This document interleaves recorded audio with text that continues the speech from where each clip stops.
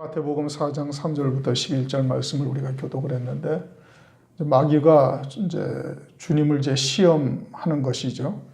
그런데 먼저 우리가 우선 알아둬야 될 것은 예수님이 이와 같은 시험을 통과하셔야 하나님 아들로서 사역을 감당할 수 있는 것이 아니에요.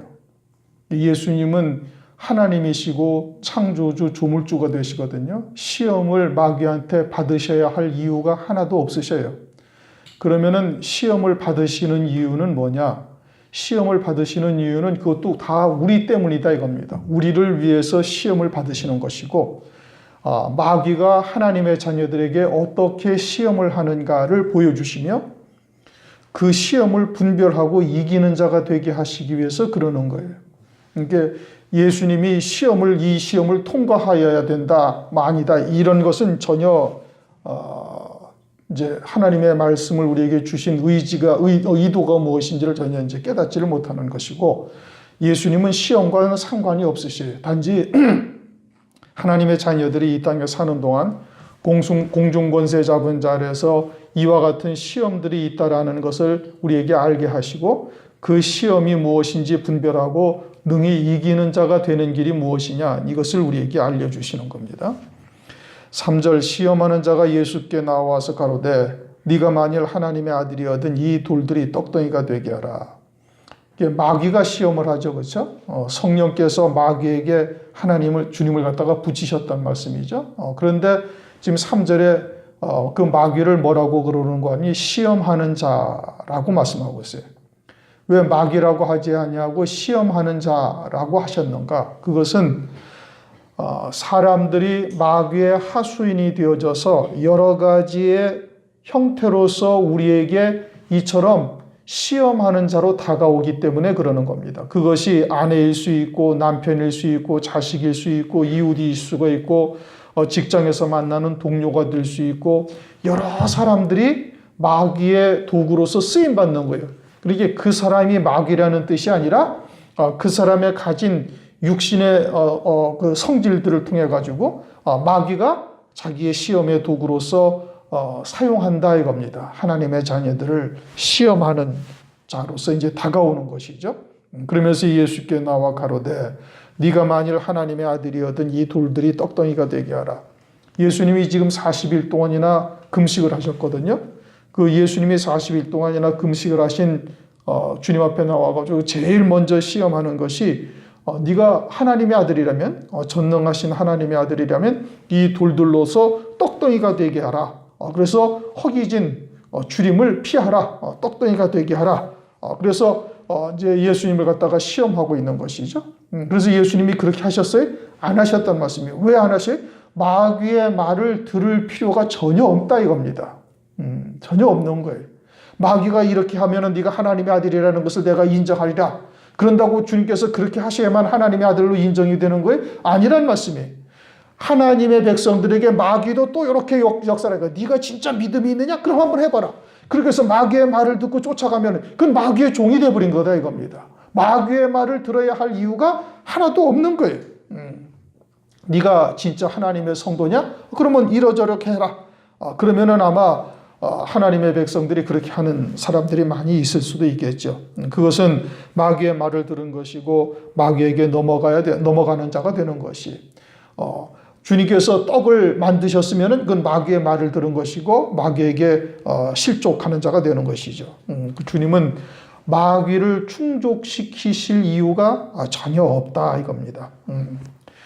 그 다음에 두 번째는 이제 마귀가 어떻게 했어요? 40일 동안 금식하신 주님에게 와서 떡덩이가 되게 하라. 주님의 양식이 되게 하라. 이런 뜻이죠. 그러나 주님의 양식은, 참 양식은 뭐가 양식이에요? 하나님의 자녀들을 살리는 것이 주님의 양식이란 말이에요. 요한복음 4장에서 이제 쭉 말씀하고 있죠. 사마리아 여인을 살리시고 내게는 너희가 알지 못하는 양식이 있다. 그렇게 말씀하시죠. 하나님의 자녀들의 영혼을 살리는 것이 그것이 주님의 양식인 거예요. 그럼 하나님의 자녀들은 뭐가 양식이에요? 하나님의 자녀들도 역시 다른 영혼들, 죽어가는 영혼들을 살리는 것도 양식이지만 그보다 먼저 하나님의 말씀이 우리에게 양식이란 말씀이에요. 주님은 말씀이 육신을 입고 오신 그리스도이시고 우리는 아직 하나님의 온전하신 말씀으로 채워지지 아니하였으니까 하늘에서 내리는 만나. 그래서 주님이 말씀이 육신이 되어 오신 주님께서 내 살이 참된 양식이라고 이렇게 말씀하고 있지 않습니까? 그러니까 말씀이 우리에게 참된 양식인 것이고 말씀을 먹고 산 자가 되어지면 주님처럼 다른 영혼들에게 복음과 진리를 증거해서 살리는 것이 우리에게 양식이 되는 거예요. 내가 육으로 사는 자는 육신의 양식을 양식이라고 생각을 할 것이고 내가 영적인 존재로서 새 피조물이 되어져서 영원한 생명이 사는 자로서 바뀌어져 있으면은 그러면 하나님의 말씀이 양식이고 그리스도께서 양식이라 하신 것이 내게 양식이 되는 거예요. 내가 영에 속하져 있느냐 육에 속하져 있느냐에 따라서 양식을 바라보는 기준이 달라진다는 말씀입니다. 주님은 말씀이 육신으로 입고 오신 하나님이셔요. 그러니까 뭐가 양식이에요? 육신의 양식이 양식입니까? 아니란 말씀이에요. 하나님의 백성들을 살리는 것이 주님의 참 양식이 되는 것이고 그럼 우리들도 역시 내가 육으로 사는 자이면은 육신의 떡이 양식일 것이고 영으로 사는 자일 것이면은 영의 양식이 나의 참 양식이 되는 거예요. 그럼 영의 양식이 뭐예요? 하나님의 말씀이 양식이고 다른 영혼을 살리는 것이 내게 양식이 되는 거예요. 그런데 마귀가 뭐라고 하는 거예요? 떡덩이가 되게 해서 먹으라. 마귀가 주는 돌을 이거는 이제 마태복음 3장에서 3장 9절을 보면은 하나님이 능히 이 돌들로도 아브라함의 자손이 되게 하시리라. 3장 9절에 그 말씀을 할 때 이제 이 부분을 우리가 이미 상고를 했던 겁니다. 마귀가 주는 돌을 네 양식 떡덩이가 되게 하라는 것은 이것은 단순히 그냥 돌멩이를 떡으로 만들어서 먹으라는 뜻이 아니라 마귀가 주는 돌은 가룟 유다와 같이 하나님의 생명이 없는 자가 마귀가 주는 돌이고 마태복음 3장 9절에서 하나님이 능히 이 돌들로도 아브라함의 자손이 되게 하시리라는 그 돌멩이는 하나님의 생명을 가진 자들을 말하는 거예요. 하나님의 생명으로 나온 하나님의 미리 아신 자, 자기 백성에 해당되어지는 것이죠. 그러니까 주님께서는 자기 백성들을 위해서 이 땅에 오셔서 피 흘려 죽임당하신 거예요. 마태복음 1장 21절에 자기 백성을 저희 죄에서 구원할 자심이라. 그러니까 주님이 자기의 백성들이 따로 있고 그들을 위해서 피 흘려 속죄 구원을 이루신 거예요. 그 자기 백성들이라는 그것은 이제 하나님의 생명을 가진 자를 의미하는 것이고 여기서 마귀가 주는 돌은 그것은 하나님의 생명을 가지지 아니한 가룟 유다와 같은 자를 말하는 거예요. 가룟 유다와 같은 자를 위해서 주님이 피 흘려 죽임당하신 것이 아니란 말씀이에요. 그러니까 마귀가 주는 돌로 떡덩이를 만들어야 되는 거예요? 아니어야 되는 거예요? 아니어야 되는 거예요. 그것을 가지고서 떡덩이를 만들어서 주님의 양식을 삼지 아니하신다 이겁니다. 주님은 자기 백성들을 위해서 피 흘려 죽으셨고 자기 백성들을 살리려고 이 땅에 오시는 거예요. 마귀가 주는 돌은 그것은 마귀의 자식들을 말하는 것이고 하나님의 생명이 없는 자들인데 그들을 살리러 오신 것이 아니다. 4절 예수께서 대답하여 가라사대 기록되었으되 사람이 떡으로만 살 것이 아니요 하나님의 입으로 나오는 모든 말씀으로 살 것이니라. 이게 신명기 8장 3절 말씀이죠. 하나님의 자녀들이 뭘로 산다는 거예요? 여호와의 입에서 나오는 하나님의 말씀으로만 산다 이겁니다. 먹을 것, 입을 것, 마실 것, 그건 하나님께서 하늘에서 만나를 내리시듯이 우리에게 필요한 것, 있어야 할 것을 다 아신다는 말씀이에요. 그것은 우리의 구할 바가 아니다. 마태복음 6장에서 자세하게 설명을 하고 계시죠. 그러니까 하나님의 말씀으로만 사는 자 되게 하시려고 광야 40년 동안을 하나님께서 이스라엘 백성들을 훈련시키신 거예요. 그래서 신명기서에 그렇게 말씀하시기를 여호와의 입에서 나오는 말씀으로 사는지의 여부를 하나님께서 알려 하셨다. 때로는 물 없는 곳으로 때로는 험악한 길로 인도하신 이유가 다 그렇다. 그렇게 말씀을 하고 계세요. 그런데 이제 떡으로만이라고 했다 해가지고 떡도 먹고 말씀도 먹어야 된다라고 주장을 한다는 말씀이죠. 떡도 먹고 말씀도 먹어야 된다.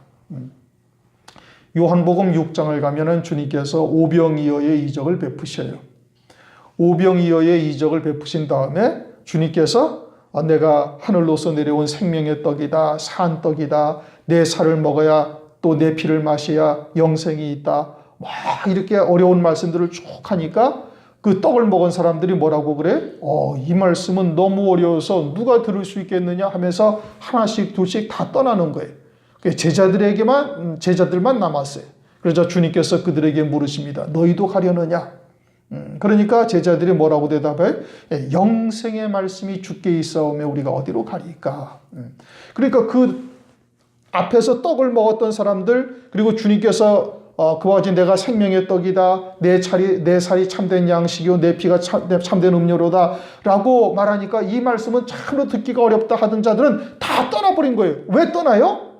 말씀이 어려워서 못 듣겠다 이겁니다. 그들은 애시당초 올 때 떡이나 먹고 배부르려고 온 자들이다. 요한복음에서 그렇게 말씀을 하셔요. 그러니까 떡으로만이라고 말씀이 있다 해서 떡도 먹이고 하나님의 말씀도 양식이니까 그것도 먹어야 된다 해서 떡이다, 육신의 떡에다가 말씀에 초점을 맞추게 되어지면 떡만 먹으러 온 자들은 그냥 그거 먹으면 다 끝나는 거예요. 자기가 바라던 바가 성취되었으니까 그냥 다 떠나버리는 겁니다. 그리고는 하나님의 말씀, 하나님이 누구신지, 진리가 무엇인지, 아버지의 뜻이 무엇인지에 대해서는 전혀 관심조차 두질 아니하는 거예요.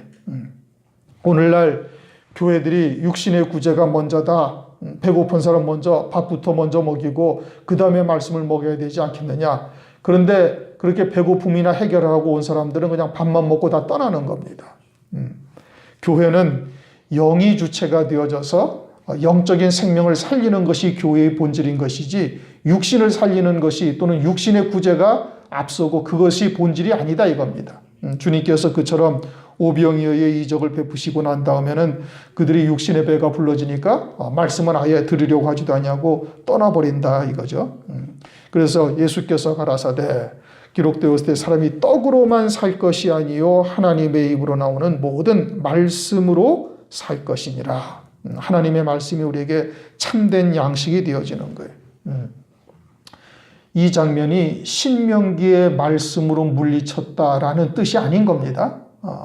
그것으로 물리쳤다라는 뜻이 아니고 마귀의 시험이 어떠한가를 보고 우리가 우리의 참된 양식은 하나님의 말씀이 우리에게 참된 양식이라는 것을 절대 잊어서는 안 되는 것이고 신앙의 초점을 육신의 떡에다 맞추게 되어지면은 그러면 점진적으로 육신에 속한 자로 우리의 신앙이 변질되어져 가는 거예요. 입으로는 하나님 나라 천당 얘기를 하지만 사실은 신앙의 모든 초점을 어디에다 맞추게 돼요? 그냥 육신의 떡에다가 맞추게 되는 거예요. 먹을 것, 입을 것, 마실 것에다가 우리의 초점을 맞추게 되어지고 세상은 점점 육신으로 편안하고 안락하고 그리고는 자극적으로 하고 모든 뭐 인터넷이든 TV든 모든 매체가 그와 같은 곳에 초점을 맞추어서 믿는 자들도 육으로 치우칠 수밖에 없는 환경을 조성해 가고 있단 말씀입니다.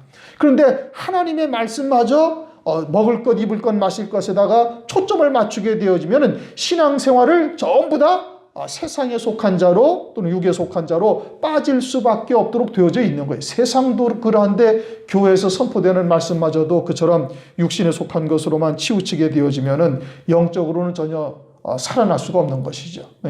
그냥 날이 갈수록 겉사람은 후패해져 가고 속사람은 날이 갈수록 강건해져 가야 되는데 세상은 가만히 있으면 세상은 우리의 겉사람을 점점 살아나게 만든단 말이에요. 겉사람은 죽어야 될 터인데 겉사람은 살아나고 속사람은 점점 소멸되어져 가는 이와 같은 현상들을 세상은 우리에게 자꾸 영향을 주고 있는데 교회 안에서도 선포되어지는 말씀이 육신에 속한 것, 땅에 속한 것, 세상에 속한 것으로 하나님의 말씀을 초점을 맞추게 되어지면은 교회 안에서 살아나서 속사람이 강건해져 가지고 세상에 나가도 넘어지기가 십상인데 교회 안에서마저 그냥 육을 살리고 육신을 쫓게 만들고 그러면은 어떻게 그들의 영이 살아날 수가 있겠어요? 이건 있을 수가 없는 일인 것이죠. 그렇게 육에 속한 말씀으로 살게 되어지면은 환난 날에 짐승표를 받고 그냥 그대로 멸망하게 되어지는 겁니다.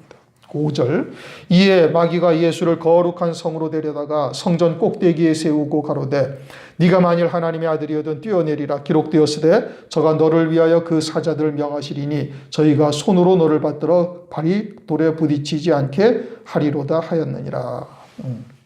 이제 두 번째 시험이죠. 두 번째 시험인데 하나님의 말씀을 가지고 시험하는 겁니다.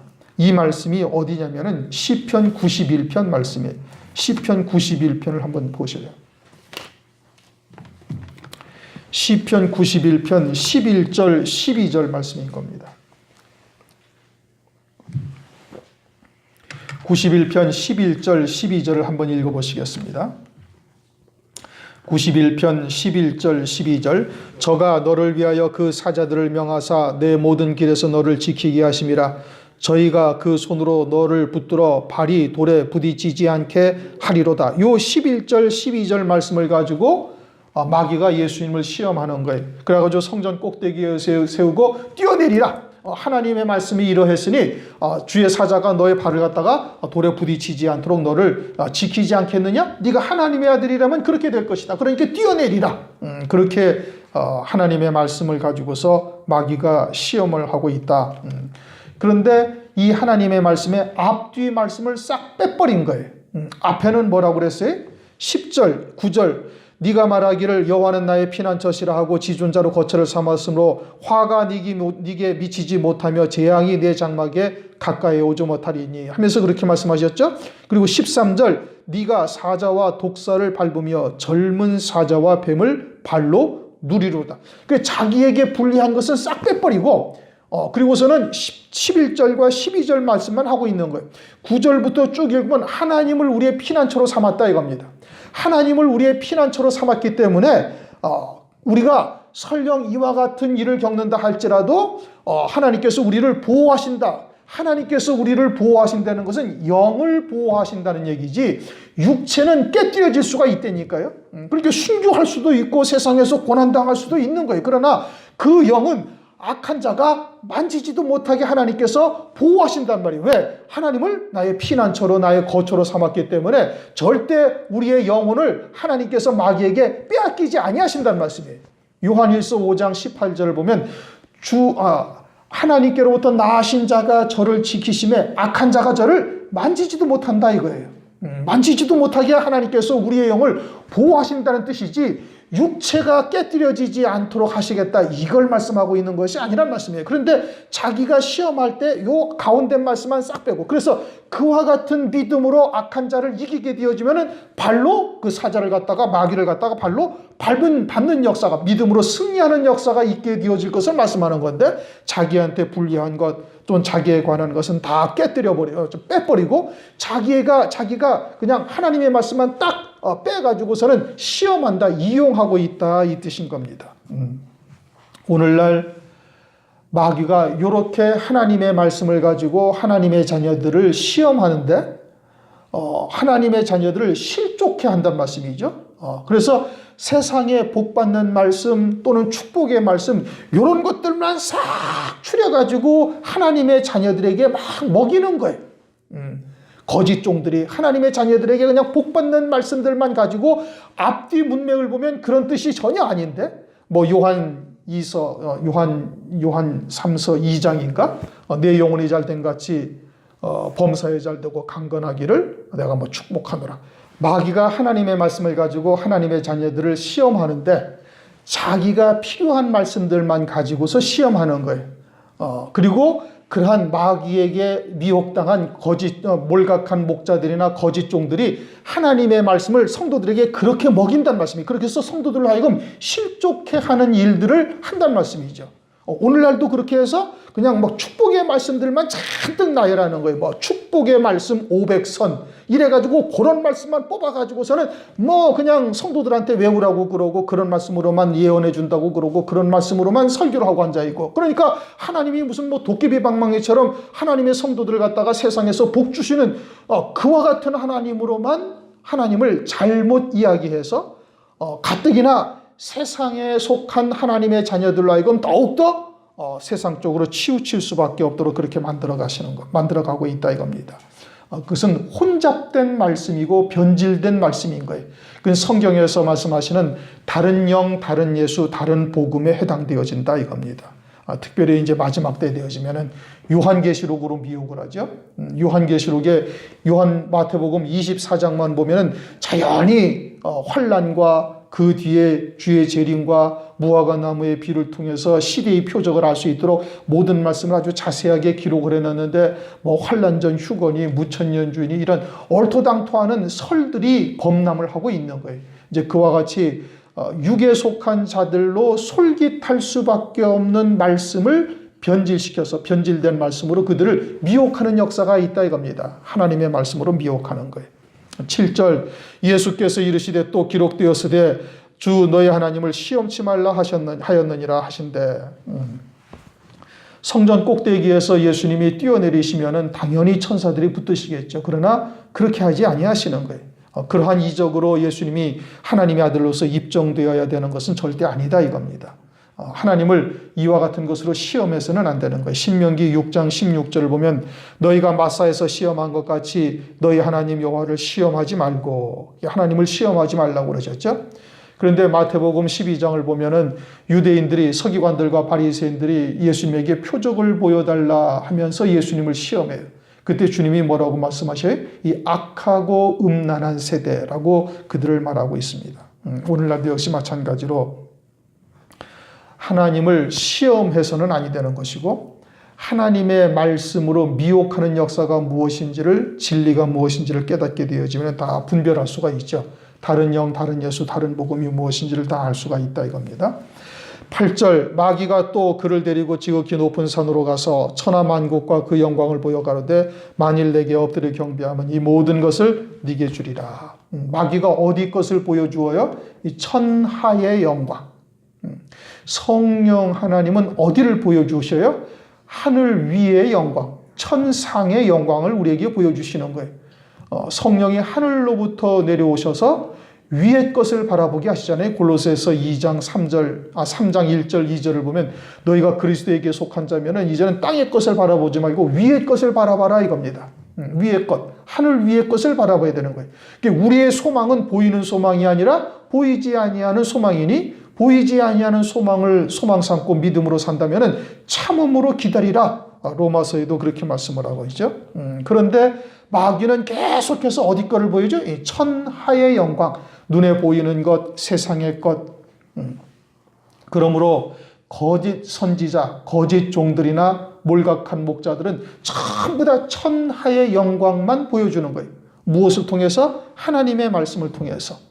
세상도 그렇지 않아도 세상도 점점 편하고 안락해지고 아주 말초적인 것들만 자극시키면서 하나님의 백성들도 그냥 육으로 치우쳐 살 수밖에 없도록 모든 환경들은 그렇게 되어져 있는데, 교회 안에서도 그와 같이 육에 속한 하나님의 말씀, 육에 속한 것으로 하나님의 말씀을 바꿔버리면 어떻게 되는 거예요?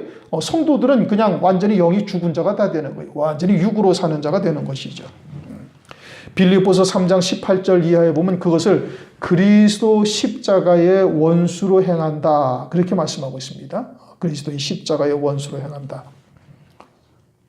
골로새서 3장 1절 이하에 보면은 그러므로 너희가 그리스도와 함께 다시 살리심을 받았으면 위의 것을 찾으라. 거기는 그리스도께서 하나님 우편에 앉아 계시느니라. 위의 것을 생각하고 땅의 것을 생각지 말라. 마귀가 천하의 영광을 보여주는 것은 이 천하의 영광이 자기의 것이 되었기 때문에 그러는 겁니다. 하나님께서 이 모든 만물을 다스릴 권세를 처음에는 누구에게 주셨어요? 아담에게 주신 거예요. 창세기 1장을 보시면은, 창세기 1장을 한번 보십시다.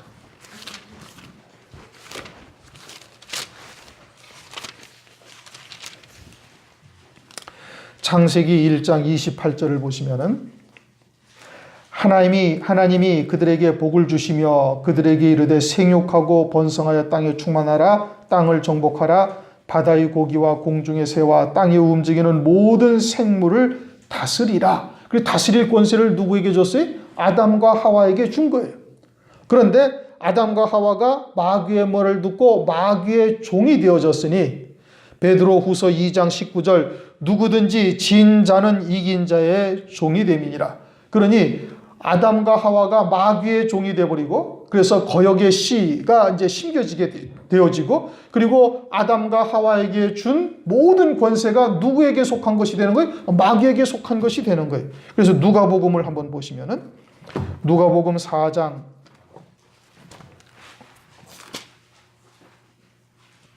6절. 누가복음 4장 6절을 보면은 가로되 이 모든 권세와 그 영광을 내가 네게 주리라. 이것은 내게 넘겨준 것이므로 나의 원하는 자에게 주노라. 마귀가 자기에게 넘겨주었다는 거예요. 어떻게 해서 넘겨받았어요? 아담에게 주셨는데 하나님께서는 모든 것을 다스릴 수 있는 권세를 아담에게 주셨는데 아담이 마귀의 말을 듣고 마귀의 딱 종이 되어버리니까 아담에게 속해 있던 그 모든 권세가 누구에게로 넘어갔어요? 마귀에게로 딱 넘어가 버린 거예요. 그래서 마귀가 자기가 원하는 자에게 영광을, 천하의 영광을 준단 말씀이에요. 미혹하고 실족하게 하는데 하나님의 자녀들을 미혹하는데 그것을 사용하고 있다 이겁니다.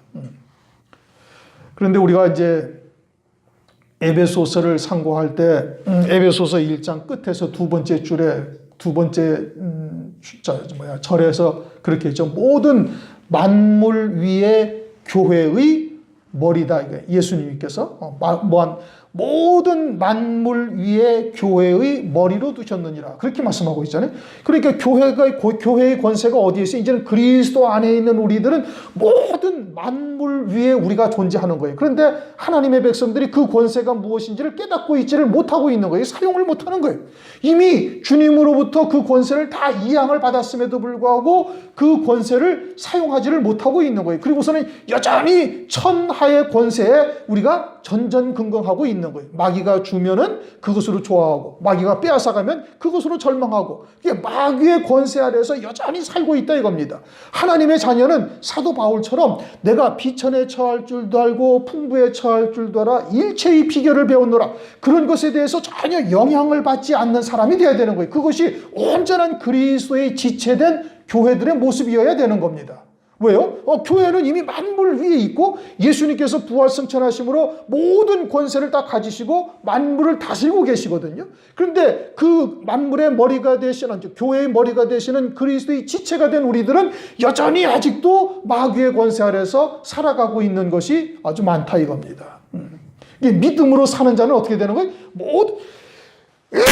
모든 만물 위에 있는 교회의 자리를 무엇인지 깨닫고 그 자리에서 만물을 다스릴 수 있는 권세를 가지게 되는 것이지요.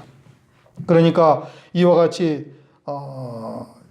땅에 있는 모든 권세를 마귀에게 하나님께서 허용을 하셨고 이제 그것을 마귀가 지금 사용을 하고 있는데 그 천하의 영광으로 우리를 미혹한다 이겁니다.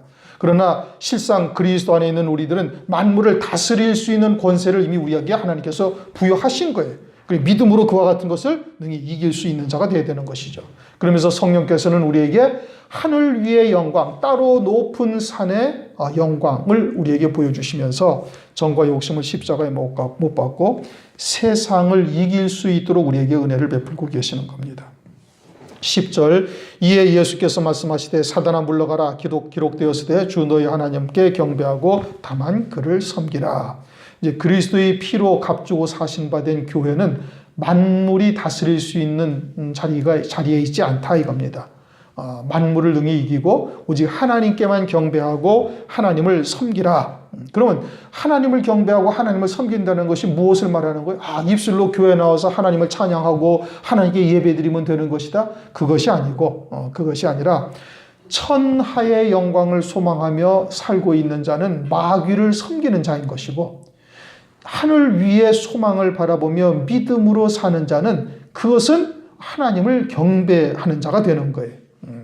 어떠한 소망으로 살고 있느냐에 따라서 내가 하나님을 섬기며 하나님을 경배하는 자인지 아니면 마귀를 섬기며 마귀를 경배하는 자인지 그것을 우리가 금방 분별할 수가 있는 것입니다. 땅의 것, 다시 말하면 먹을 것, 입을 것, 마실 것을 위해서 신앙생활을 하고 우리의 기도의 제목이 그것으로만 되어져 있다면은 지금 마귀를 경배하고 마귀를 쫓고 있는 것이고 하늘 위에 예비된 영광을 바라보면서 그것을 위해서 믿음으로 달려가고 또 그에 이르는 합당한 열매 맺지 못하는 자신을 바라보면서 하나님의 도우심을 구하고 하나님의 은혜를 구하는 자가 되어져 있으면은 그건 하늘에 속한 자요 하나님을 경배하고 하나님을 섬기는 자인 것으로 볼 수가 있는 것이죠. 내가 과연 무엇을 경배하고 섬기고 있는가 금방 분별할 수가 있는 겁니다. 11절 이에 마귀는 예수를 떠나고 천사들이 나와서 수종되니라. 시험을 통과했다 그런 의미가 아닌 겁니다. 예수님께서는 모든 그리스도인들을 대표해서 시험을 이기신 것이고 이제 그리스도 안에 있는 자는 이와 같이 마귀의 시험이 무엇인지를 분별하고 어떻게 하여야 그러한 시험을 능히 이기는 자가 되는가 이것을 주님께서 우리에게 보여주신 거예요. 하나님의 말씀으로 믿음으로 하나가 되어지면은 그러면 모든 마귀의 시험이나 이와 같은 것에 우리가 실족하지 아니하고 넉넉히 이기는 자가 되는 것이죠. 요한복음 16장 33절 이것을 너희에게 이름은 너희로 내 안에서 평안을 누리게 하려 함이라. 세상에서는 너희가 환난을 당하나 담대하라. 내가 세상을 이기었노라. 주님 안에 있는 자는 진리의 말씀으로 하나가 되어져 있는 자는 넉넉히 다 이길 수가 있다. 오늘날도 마귀는 이와 같이 세 가지의 것으로 우리에게 시험을 합니다. 또 장차 환난 날에도 또 똑같은 것으로 우리에게 시험을 하는 거예요. 먼저는 떡으로 시험하는 겁니다. 육신에 먹을 것, 이게 참된 양식이 무엇인지를 분별하고 있어서 먼저 그의 나라와 그의 의를 구하는 자가 되어지면 넉넉히 이기는 자가 되어지는 것이고 그 다음에는 하나님의 말씀을 가지고 시험하는 거예요. 그것도 하나님의 말씀에 누룩을 섞어서 우리를 시험한다 이겁니다. 그러니까 진리가 무엇인지를 정확하게 깨닫고 있고 표적이나 손에 만져지는 것, 느껴지는 것, 눈에 보이는 것 이런 것을 쫓지 아니하는 자가 되어지면 이길 수가 있는 것이에요. 그 다음에는 천하의 영광을 가지고 우리를 미혹하는 겁니다. 그러니까 오직 하늘 소망 가운데 믿음으로 사는 자가 되어지면 은혜 시대에도 승리할 뿐 아니라 환난 날에도 넉넉히 승리하는 자가 되는 것이죠. 주님이 마귀의 시험을 받으셨는데 이것은 주님이 받으셔야 하나님의 아들이 되시는 것이 아닙니다. 우리들을 위해서 받으신 것이고 우리가 그리스도 안에서 이와 같은 시험이 있음을 보고 어떻게 이기는 것인지를 깨닫게 하셔서 우리로 넉넉히 승리할 수 있는 자 되도록 은총을 베푸신 겁니다.